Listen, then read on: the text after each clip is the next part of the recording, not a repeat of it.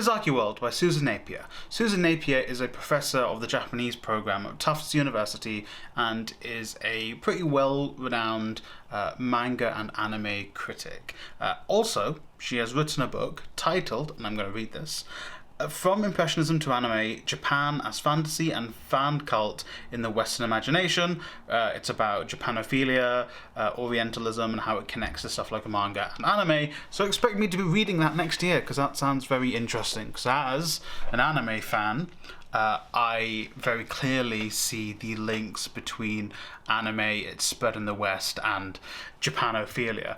But that's for another time for us to discuss. Today we're going to be discussing Miyazaki World, basically Napier's study, kind of a biography and just a analysis of Miyazaki's works, basically all of his films, which is very interesting, including his work prior to Studio Ghibli and their films. So there's stuff about, I think I mentioned last time, Future Boy Conan, his work on Horace, basically a lot of his work at Toei as well. And it's an extremely interesting read, or in my case, listen, about how Miyazaki, especially if you are a fan of Ghibli works, check this out. This is 100% I recommend it. If you are more of a person who likes film or just animation, also check it out. I think it's interesting to, get a feel and understanding of one of the most prominent directors in film, especially one that's not from the West. I think it's a must-read.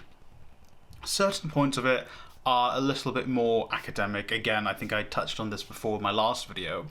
A lot of the analysis is stuff I don't think of. I went to film school, but I didn't really pay attention in my film analysis classes. I mostly paid attention in the ones about writing, which I was there for.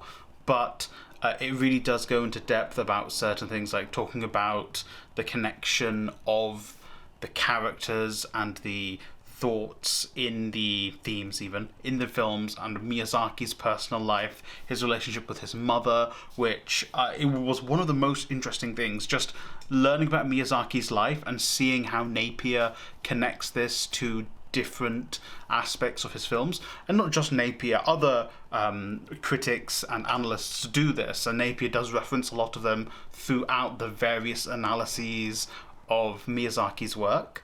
But it's very interesting getting that backstory to it, because having watched quite a few of Miyazaki's films, I think I've watched about 50% of Ghibli's total film roster, but most of Miyazaki's, I feel. My favourite one is actually The Whisper of the Heart, which Miyazaki didn't direct. I also like his son's movie from Up on Poppy Hill, but I digress. Miyazaki's works were really influenced by his life, according to Napier and a lot of her analysis, which is super interesting. You might not agree with everything that's said, or you might think, oh, that's reading too much into it. Like, for example, Ponyo. There was a point about the almost membrane around Ponyo and how it relates to almost the womb, and how it's about returning to the womb, and a lot of it's about his guilt, about his relationship with his mother. A lot of the female figures are based off his mother, who was a strong-willed, almost like him, stubborn woman who was always happy to have like a debate, especially when she disagreed with Miyazaki on his political views, which again is another thing that I really didn't know too much about. I knew something about it, but really about how his political views influenced how he, wanted to tell stories and how he wanted to run Studio Ghibli. It's really quite interesting. And you might think, oh, that's reading too much into it. A movie is a movie. And in some cases, that's correct. If your analysis of a movie is a movie, that's fine as a moviegoer. But it's always interesting if you want to go that level deeper and understand the creator's work. And also this isn't just, Napier saying, oh, this is what I think. like I said, other critics agree with this. She's also met and interviewed Miyazaki. She speaks about that in the book itself. She also talks about some conversations she's had with other people at Studio Ghibli. She references some of the comments Arno, who is the director of Evangelion, who you can't see my massive Evangelion up there, but it's there. You may have seen it in previous videos. So Napier does... she knows what she's talking about. So it's not like me writing a book about Miyazaki's movies being like, I liked Porco Rosso. Porco Rosso is an amazing movie. Please watch it. I love it. But it really does delve into the backgrounds, the themes, the understandings of the films. Napier doesn't really go in and say, I liked this movie because XYZ. It's more about analysing different characters. There's a lot of emphasis on how Miyazaki views women and the young female protagonists he has and the importance of them, and also how in certain cases they might juxtapose the older female characters, or how, you know, they might link. There's a lot about Nashka Valley of the Wind. I'm pretty sure I said that wrong. I didn't know that the manga deviated so much from the movie.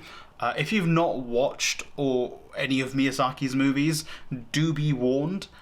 Everything is spoiled in this book. You know, it's an analysis of the work, so obviously we have to analyze every part of the work. But, you know, if you've not watched Howl's Moving Castle, this book will tell you exactly what happens in Howl's Moving Castle, because it needs to analyze what happens in Howl's Moving Castle and its relation to, like, the source material, or how Miyazaki viewed war at that point in time, and how that influenced parts of Howl's Moving Castle. So, obviously, there will be spoilers throughout the book, but if you have watched it, or even if you haven't watched it, because obviously there were books and movies even that were discussed that I hadn't watched, I'm still going to go and watch them because, well, it kind of made me want to watch Miyazaki movies more. I'm probably going to watch one tonight.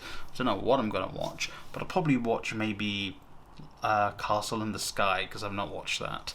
So this is all me saying, go and read this book if you're a Miyazaki fan. Go and read this book if you're a fan of film or anime in general. It's really quite interesting. I know, obviously, Ghibliophiles always say Studio Ghibli isn't anime, it's animation.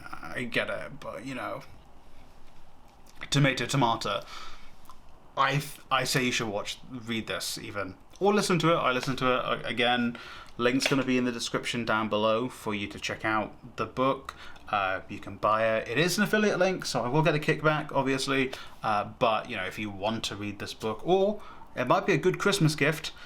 Maybe in my next week's video will be Christmas gift books. Thinking out loud on video. So, again, I just wanted to gush about this book and tell you to go and read it. It's one of the few books that I talk about on this channel where I'm like, yeah, absolutely go and read this. Especially if you're a Ghibli fan, or especially if you're someone who's into film and animation.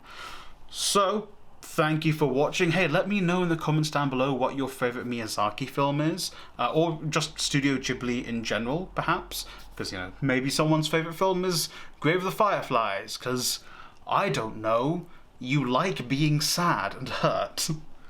But let me know in the comments down below.